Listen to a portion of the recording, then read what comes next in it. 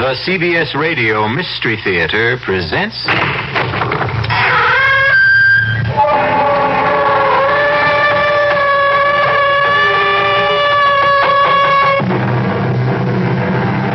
Come in. Welcome. I'm E.G. Marshall. Welcome to the world of your own terrifying imagination. It has been said that we are prisoners in a dark closet with small openings that on occasion admit some light. Small wonder that the demons who lurk in the deepest corners are more real to us than the sweet light of reason outside. There is so much evil in our world that light turns naturally to shadow. Even the love of Stephen and Amelia Stampler for their son Michael is converted to suspicion in this dark closet we live in. Reverend Stokes, I don't want a theological debate. I want you to tell your congregation the truth. And what is that, Dr. Stampler? That my son Michael conducts his lab experiments for scientific purposes. And shall I ask them to believe in coincidence? What coincidence? That a peaceful town is ripped apart every time your son returns. That cattle die for no reason at all. That we are suffering epidemics and the worst drought in our history. All because of coincidence? Yes. This is the 20th century.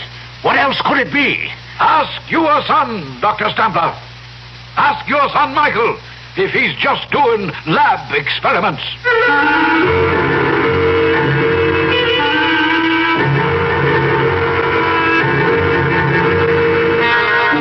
Our mystery drama, A Sacrifice in Blood, was written especially for the Mystery Theater by Milt Wisoff and stars Patricia Rowe and Ralph Bell. It is sponsored in part by the Kellogg Company, makers of Kellogg's Special K cereal. I'll be back shortly with Act One.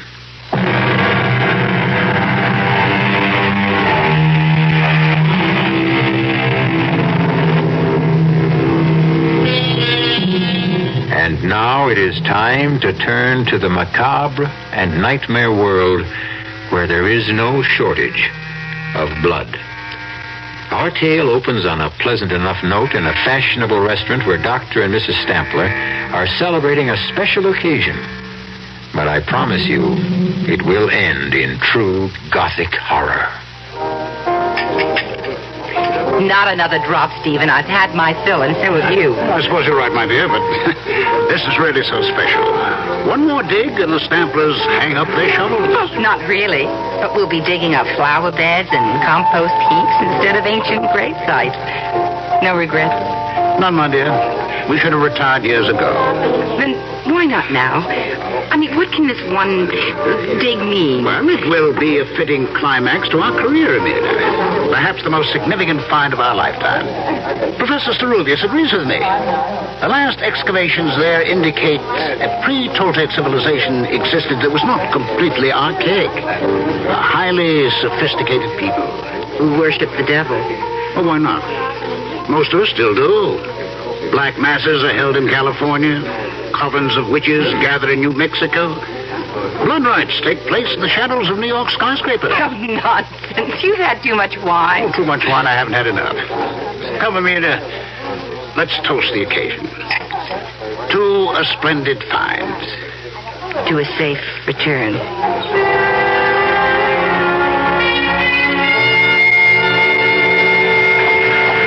Dr. Stampler? Dr. Stampler? Yes. I am Professor Sterulius. Oh, thank you for meeting us. This is my wife, Amelia.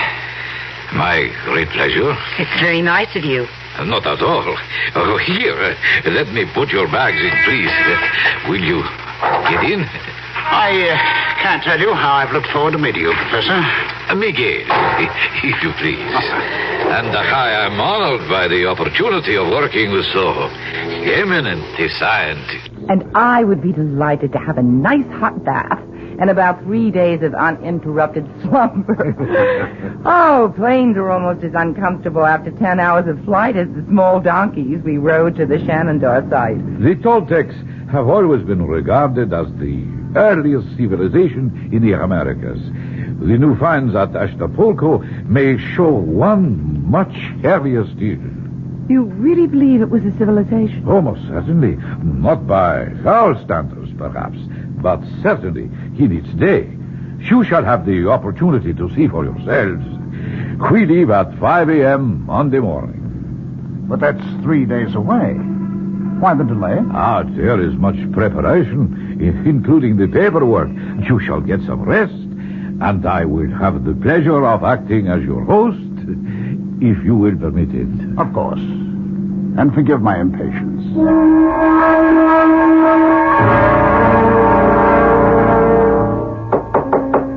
Who's there? It is I, Miguel. Just a second. Forgive me. I know it is late, but it was necessary for me to see you. Oh, that's all right. Come on in. We weren't in bed yet. What is it? I am afraid I have bad news for you. We will have to postpone our trip. Why? There is word of trouble in the mountains where the site is. What kind of trouble? Oh, nothing serious, but it will cause us some delay. Why didn't you tell us sooner? I just learned it, Stephen, when I returned to my room. How long will the delay be? That is hard to say. What kind of trouble is it, Miguel?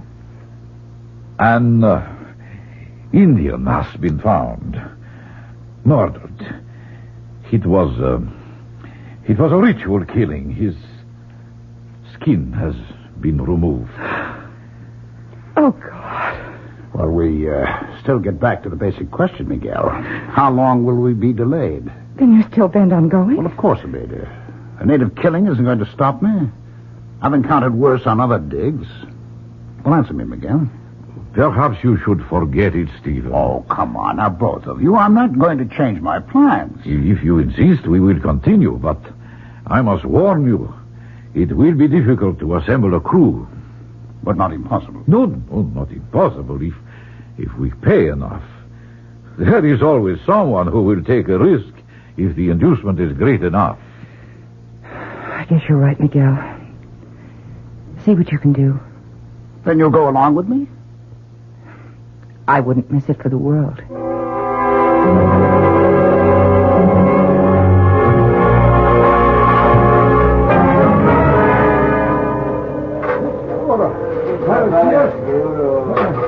They're not making much headway, Miguel. Can't they dig any faster? We are up very high, Stephen. More than 10,000 feet. It is not conducive to strenuous exertion. They didn't display too much zeal on the climb, either. Well, they're not used to the altitude. Why didn't we get men who are? But you know the answer. No one else would come. You haven't seen anyone else since we got up here. They know better. They have broken through to a new chamber. Well, I hope it's more fruitful than the last one. Let's go take a look. Look there. They have an opening wide enough to go through. May I? Of course. This is your excavation, Stephen. Are you all right? Yes. Come on in. My God. It's so still in here.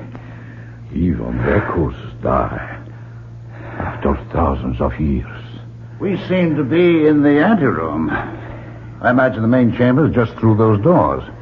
It would appear so. Get the men in here. We've got to get those doors open, and it looks like one heck of a job. Siga pronto. No quiero entrarlo. Siga. No. Siga pronto. Well, what are they waiting for? They will not enter. Well, tell them they'll get docked if they're not in here pronto. It is no use. They will not come. All right, then we'll get the doors open by ourselves. Let's see how thick they are. Throw me a hammer, will you? It's pretty solid, Miguel. Steve, look. The doors are opening. How? Oh, perhaps Stephen struck some kind of a trigger mechanism by accident. Well, never mind how. It'll save us some sweat, that's all. Stephen, please, be careful. There's something here that makes me... I will go ahead. Not on your life, Miguel. This is one big step I'm going to take. Come on, follow me.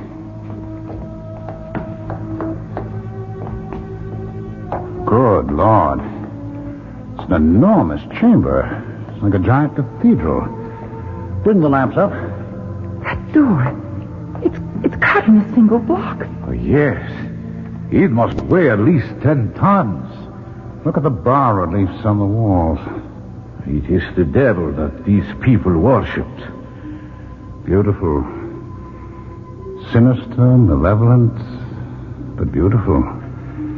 Bring the lamps forward. What is it, Amelia? The skull! There's piles of brilliant skulls! We have found what we are looking for. The sacrificial chambers of the temple.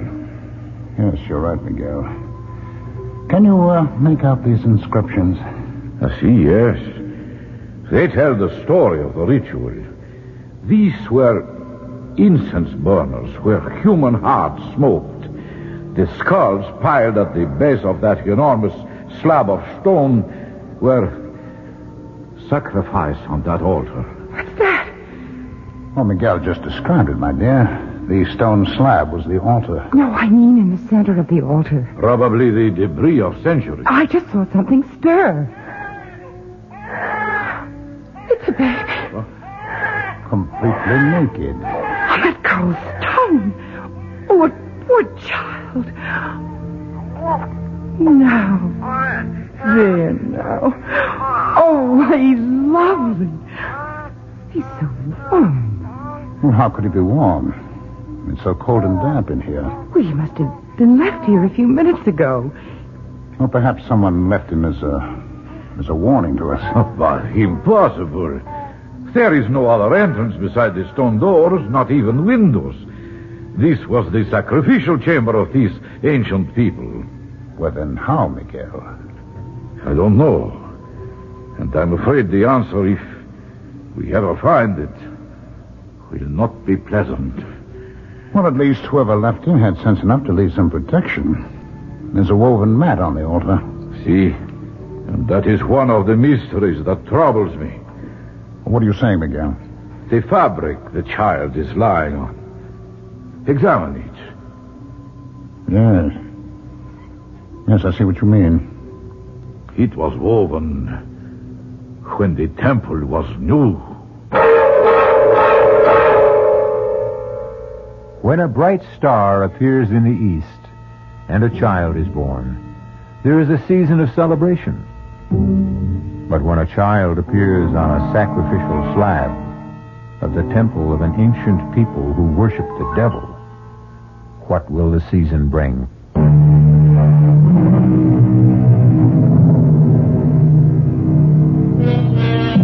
We live by the philosophy that no one is born evil, that only time and circumstance can corrupt the innocence of an infant. And yet, deep within us, we feel some doubt when monsters arise. What made Cain? Was Adolf Hitler or Jack the Ripper ever a clean slate? Why should we not wonder even stronger when a child appears out of nowhere in the temple of Satan? Well, I am not happy to see you leave, my friends. We'll miss you too, Miguel. Oh, that of course, but I wish you had not decided to adopt the baby and take him with you. I would have preferred you to leave him here with me until I could ascertain what his origins are. I think he's right, Amelia. There's still time to change our minds. Oh, no. No, we fought harder to take him with us than those artifacts from the chamber. I'm not going to give him up now. What difference does it make where our son came from or who left him there? He's a perfectly normal baby, and he means more to me than the trophies we're carrying off. Well, if you have made your minds up, then all I can say is via con Dios. I am very delighted that you both have what you wish. Stephen, your find will have an historical impact. Our find, Miguel, would have been impossible without you. And my gratitude for helping us with the baby. We've named your godchild Michael for you. Ah, a great honor, Emil. You'll keep trying to trace his parents? Yes, if that is what you wish. Don't try too hard, Miguel. It doesn't matter where he came from. We're all he needs from now on. I hope you are right, Emilia.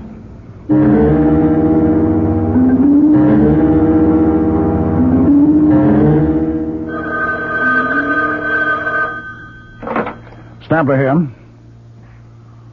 Oh, no. I'm sorry. That will have to wait. And look, another thing, don't set up any more interviews. My wife and I have had it. All right, I'll let you know, right. Don't be so short with Conrad. He's only trying to promote your book. I know he is, Amelia, but we're entitled to some privacy. We've been back home for almost a year now, and I'm sick of interviews and publicity. The people poking around here. Oh, you know you don't mean that. You're positively glowing with success. Yeah. You proved your theory about the pre-Celtic people, the influence they had on earlier civilizations, and, well, just look at the results. Academic honors and, the fantastic sale of your books on the expedition. This year has been good for you, Steve. Well, of course it has, Amelia, but if we hadn't gone on that bloody trip, we'd have some peace at least. You wouldn't have Michael. Well, no, you're right, my dear. Oh, he's quite a handful for a kid his age. Only a year old. He's been walking for months. And he's such a good-looking child. He's so well-behaved. Oh, too well-behaved. You know, it's scary. He hardly makes any sounds at all. Oh, count your blessings. Our neighbors envy us so. They want to know how I discipline Michael. He's such an angel. Doesn't need any discipline. Well, maybe he doesn't, but I do. I've got to finish my notes for the lecture tour. Are you sure you won't come with me, Amelia? Well, who'd look after Michael? Well, Karen. She's perfectly capable. Oh, nonsense. I mean, you'll be gone a month. And he needs me. So do I. Oh, don't tell me you're jealous. Oh, no. But I am disturbed. You've got to give a little, Em. Don't try to smother him. It's no good for either of you.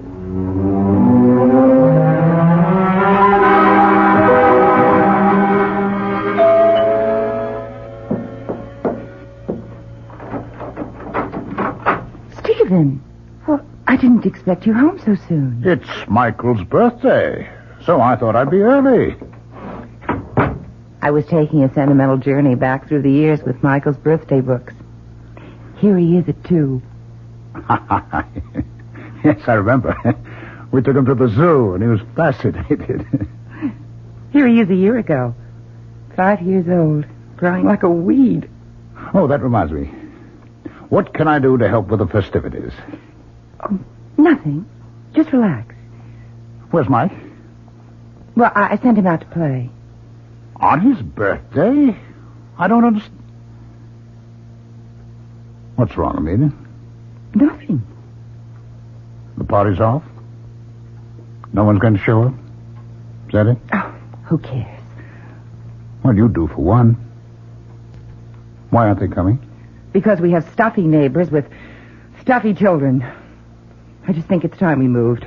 Oh, they're all out of step, hmm? That's right. Take their Oh, side. for heaven's sake, Em, I'm not taking any side.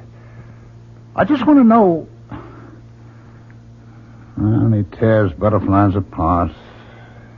Yanks legs off frogs. Well, he's inherited your scientific curiosity. Oh, you know that's impossible. Well, I mean, you set an example for him. Level with me, would you? What happened between Michael and the Fielding child?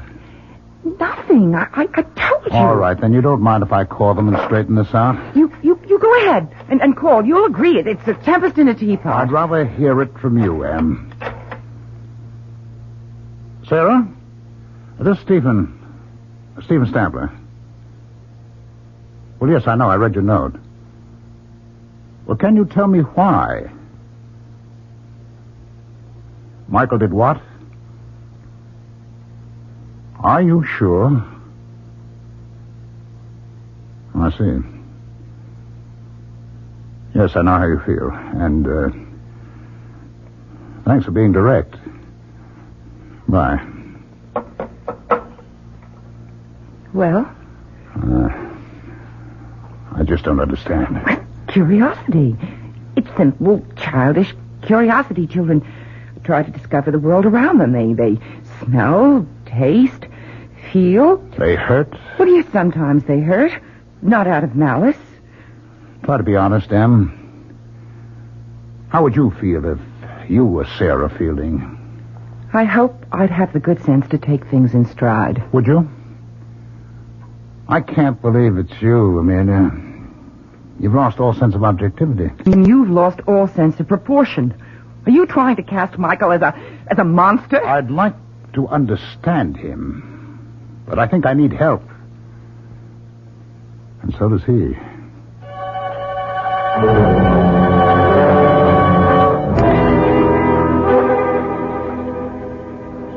Lena? Oh, there you are. How are the silver bells? Fine. But the cockle shells are a bit droopy, and so am I. Oh, nonsense. Very gallant, Stephen. But age is beginning to catch up. I don't know where the last 10 years have disappeared. Seems only yesterday that Michael was 6, entering school for the first time. Now he's almost grown. 17. Oh, my, you look handsome today. You're even wearing a tie. Yes, so I have. What's the occasion? We have a friend in town. Old Ceruvius. Oh, I didn't know he was in this day. Well, neither did I. He's consulting with the museum people, and he'd like to see us. I asked him out to lunch. Oh, that was thoughtful. Now, there's no need to fuss, Amelia. Of course not. I'll get the soil off my hands and throw something together if Miguel doesn't mind. I certainly don't. Well, thank you. And is there anything I can get from town for you? No, just hurry back.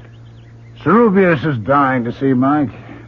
What time is Mike due here? Oh, dear, I forgot to tell you. There was a letter from Michael in the morning mail. He's staying at the academy through the holidays. Well, that's odd. Did he say why? Well, he wants to catch up with some school work, and there's an experiment going in the lab. He just can't leave. Well, that's too bad. Miguel was looking forward to a visit with Mike. He made quite a point of it.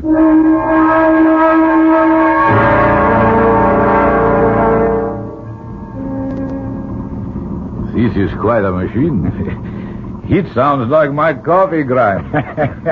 It's reliable transportation, Miguel, despite the noise it makes. And how is the boy? Well, very well. And so is Amelia. You look fit. I should be. I still clamber over rocks like a mountain goat and dig interminable tunnels. Have you found anything more at the old digs? Enough to verify your findings. But one thing we never discovered. No trace of Mike's parents, eh? No. I have shown the pictures you sent me to every man, woman, and child in the region. Nothing. Well, how is he getting on? He seems to like it at the academy. As a matter of fact, things are going so well there, he won't be home for the holidays. I'm sorry. Well, it's too bad. I must see him. Perhaps I still can. Well, he's not due home until the summer vacation. In that case, Mohammed must go to the mountain. That's quite a trip. Not to see a godchild. Well, here we are. We're here at last. Miguel, how nice to see you again. It is always a pleasure, dear Emilia. Oh, you look more enchanting than ever. No, thank you. You're so good for my ego. I have drinks set on the terrace. Would you like to unpack first? No, I think not. A drink would be fine, and then I must be going. But you've just arrived. I prepared lunch. We haven't seen you in years. Too many years. I know, but I may get a chance to stop in before I go home. What made you change your mind? He's going to visit Mike. Aren't you, old friend? Yes, I think so. Oh, he'll be delighted, as we are disappointed. I hope so. It would be nice to feel wanted by a godchild I have not seen since he was an infant. I'm sure he'd love to see you. He keeps asking about you all the time. You can feel flattered, Miguel. You seem to be the only human being he has any interest in.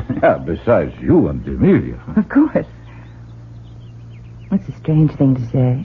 Oh, you must forgive me. I have not been in civilized company for ages. My conversation is a little, how do you say it? Rusty? Exactly. My bones and my speech are undoubtedly growing rusty. That is why I want to see him on this trip. I may never have the opportunity again.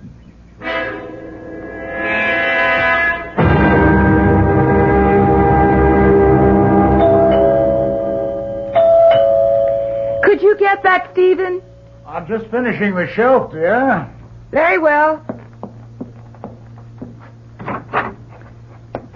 Michael, I don't understand. No hello? Should I go out and start over again? Quit not silly. Hello, darling. That's more like it. Stephen, it's Michael. Mike! I know. Mother had the same reaction.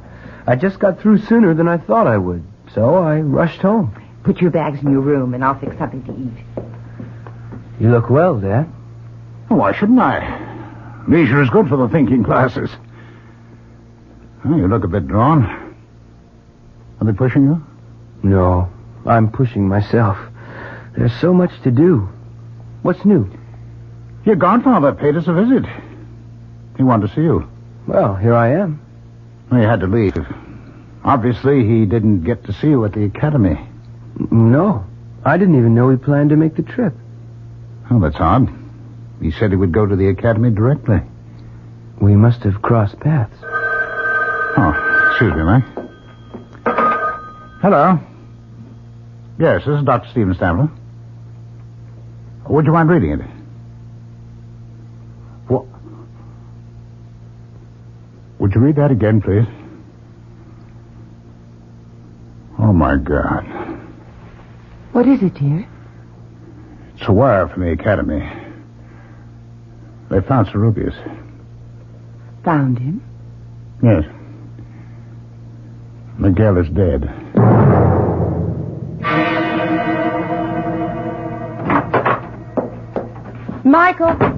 Michael, are you home?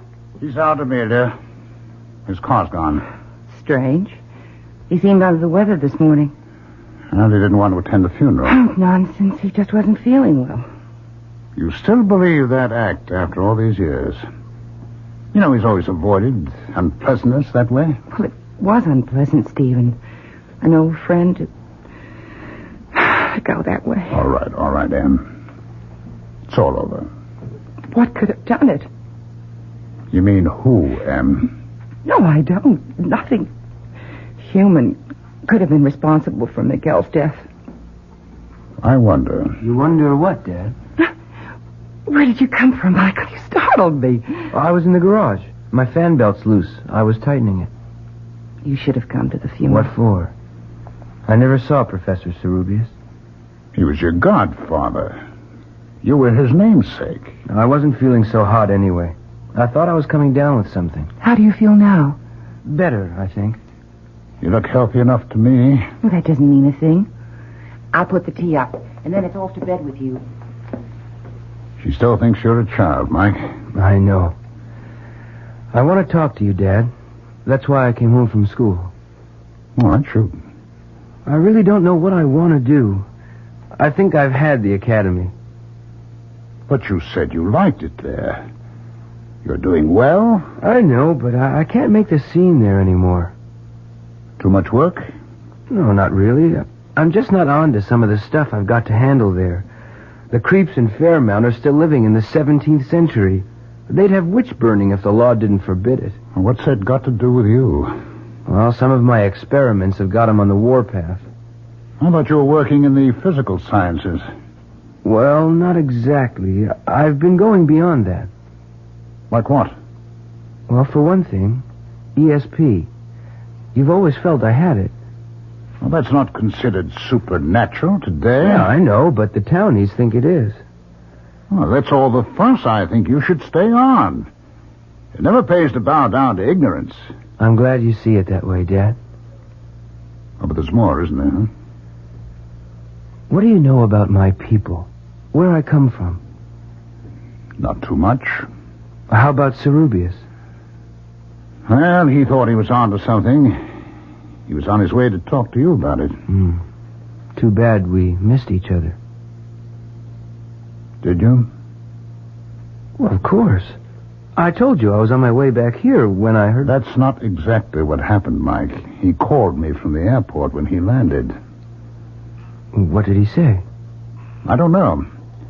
Amelia and I were out. He left a message with our answering service.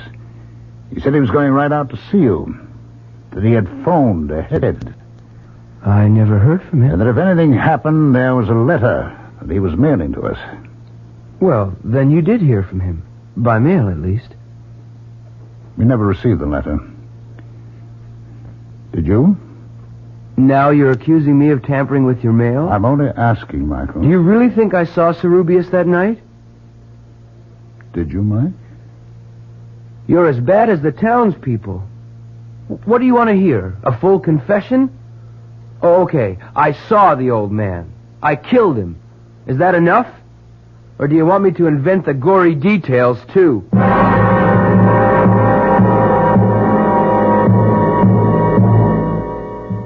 Fear can be a force for good or evil. It can keep us from harm, or it can be a malignancy that feeds on darkness and ignorance. Is Mike a victim of rumor and coincidence, or is he truly evil?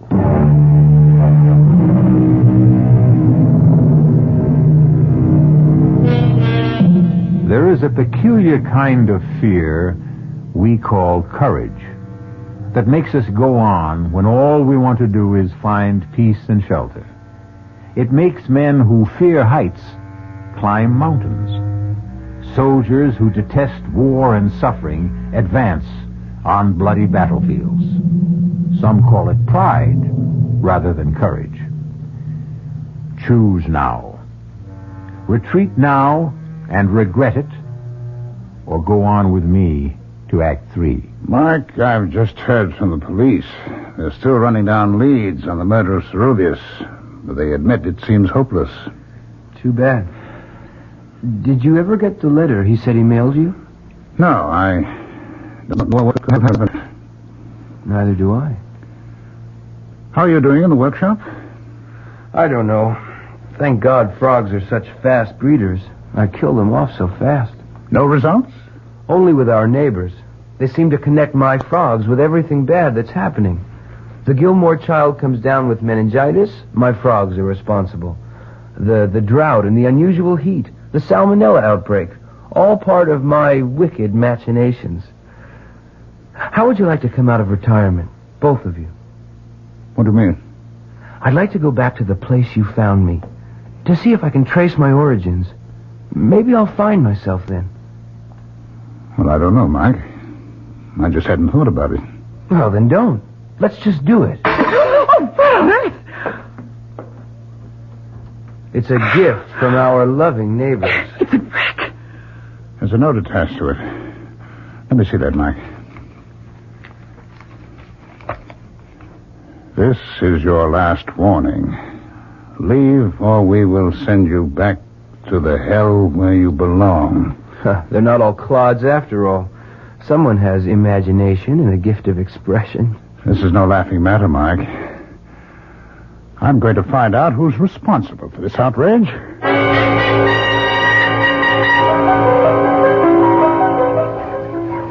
Dr. Stanford, delighted to see you. I think we can do without the formalities, Reverend Stokes. I just want some answers. Yes, so do I.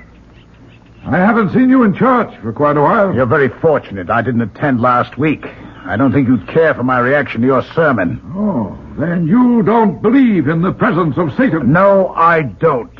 All I know is what that kind of talk leads to. Oh, the brick, you mean. I'm sorry about that. Well, yes, you should be. You've got these farmers half insane with your superstitious prattle. Some say that about religion. I wonder why. All right, let's not get sidetracked, Reverend Stokes. I don't want a theological debate. I want you to tell your congregation the truth. And what is that, Dr. Stanford? That my son Mike raises frogs for his lab experiments. Shall I tell them to believe in coincidence? What coincidence? That a peaceful town is ripped apart every time your son returns. That cattle die for no reason at all. That we are suffering epidemics and the worst drought in our history. All because of coincidence? Yes, you tell them that. This is the 20th century. What else could it be? Ask your son, Dr. Stampler. Ask him if he's just doing lab experiments. I told you, Dad, I'm going back where you found me, with or without you. Mike, that is foolish. Cerubius excavated for years but found nothing. What makes you think you can? Because I was born to it and Cerubius was not. He was contaminated by Spanish blood. My lines are pure. I need to find my way to another world. Will you come with me? You're not serious, Mike. I've got to go, Mother. I thought you'd understand. Well, I do. I just want you to think things through a little longer. Go back to school. Just finish this semester, and then we'll all go back. I promise you. That makes sense, Mike. It's only a few months. What do you say? Okay, but I won't let you stall me past then. I think my word is good enough. It is, Dad. Then, that's settled. Now, why don't you take Dad out for a walk? This room needs cleaning and airing.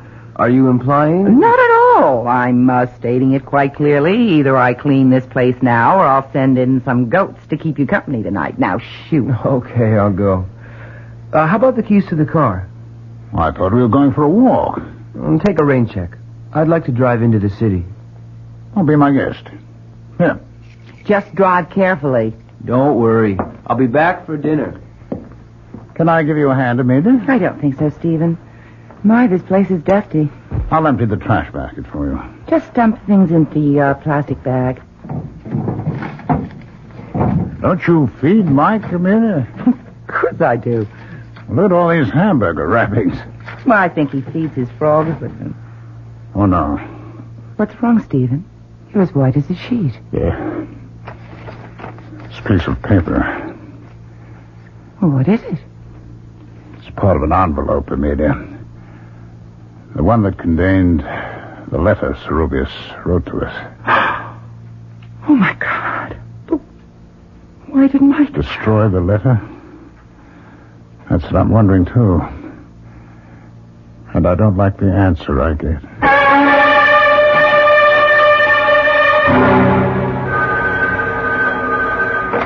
Hello. Yes, this is Dr. Stampler. He what? Can't be. We'll be right over. Yes, but I want to see my son. What is it, Stephen? What? Stokes. I don't want to see him. I want to see my son. Hello. Hello. He hung up. Well, what happened? Mike. They're looking for him. What for? They claim he's killed someone. I don't believe it. What, with the car? I mean, with an accident? It was no accident. They found Claire Baxter dead. What's that got to do with Mike? They claim he was seen near the place where the body was found. Where's Mike now? He's disappeared. They found our car in the ravine. Oh, no. I'll go see. Good evening. Yes, Reverend Stokes, what is it? May I come in? No, you may not. Now clear out of here. Oh, what's wrong with you, Stephen? Please come in, Reverend. Thank you, Mrs. Stampler. I know it's painful, but I must talk to you. What is there to talk about? Your son. I tried to reach you before with facts, but you wouldn't listen. Well, why should I? Of all these silly nonsense... No nonsense this time, I'm afraid. Your son has committed murder.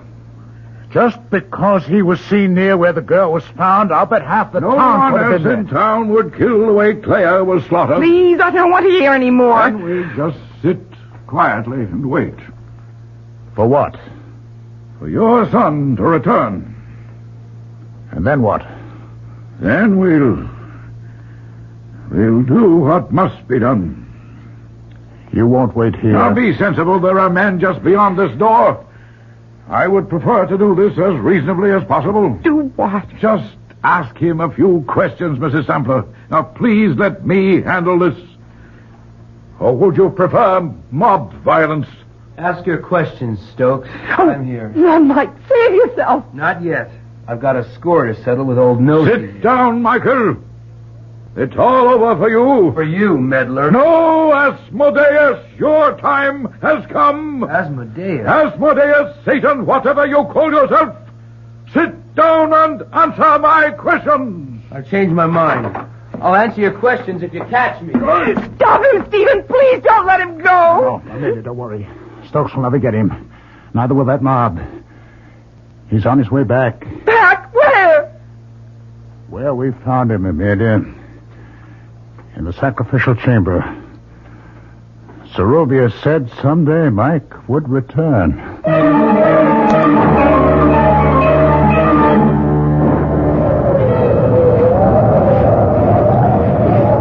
Just a while longer, Amelia. I'm all right, Stephen. Do you think we'll find him? He wanted so badly to find his way back. He must be here. I'm glad he got away from them all. I'm not so sure about that.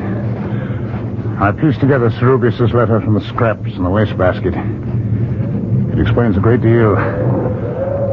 Michael was not just an ordinary Indian child abandoned by his parents. The tribes have a legend about the pure-born son of kings who is sacrificed for his people. Do you think Michael? I don't know, Amelia. I don't know what to believe anymore. There's a light in the chamber ahead. I know. Hold this lantern, Amelia. Hold it high. Don't come any closer. Michael. Oh, thank God we found you. Where are you, Mike? Boy, we believe in you. We trust you. Stay where you are. Do as I tell you. We want to help you. Then leave. That's the best you can do for me. You kept me from my destiny when you took me from this tomb. Let me fulfill it now. We love you, Michael. Please save yourself. Hold the lantern higher, Amelia. What is it? There's a child, Em. There's a baby on the altar where we found Mike. It's Michael. Oh, my God. It's Michael. It can't be. Yes, I remember every detail. Stay back. Stay back a minute. Don't come any closer. It's a child on the altar. It's Mike. Someone or something is standing over it. Oh, no. Oh, no. I can't believe it. The child's up. Oh, God, no. Michael. Oh, Michael. It's too late, Amelia. It's all over now. Whoever it was has disappeared, Amelia. He's gone. A child is born, becomes a man, then dies. The natural order of things. No one can upset it. But not in the case of Michael Stampler, or whatever his true name was. He was plucked out of antiquity by accident and returned there by desire. Our cast included Patricia Rowe, Ralph Bell, Don Scardino, and Ian Martin. The entire production was under the direction of Hyman Brown. This is E.G. Marshall inviting you to return to our Mystery Theater for another adventure in the macabre. Until next time, pleasant dreams.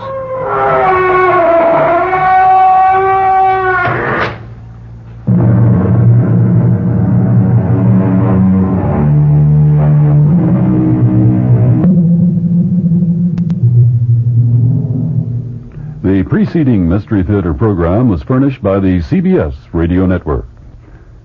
Your dial is set for 15 minutes of late news with John Scott reporting. This is WOR New York, an RKO General Station, your station for news as it happens.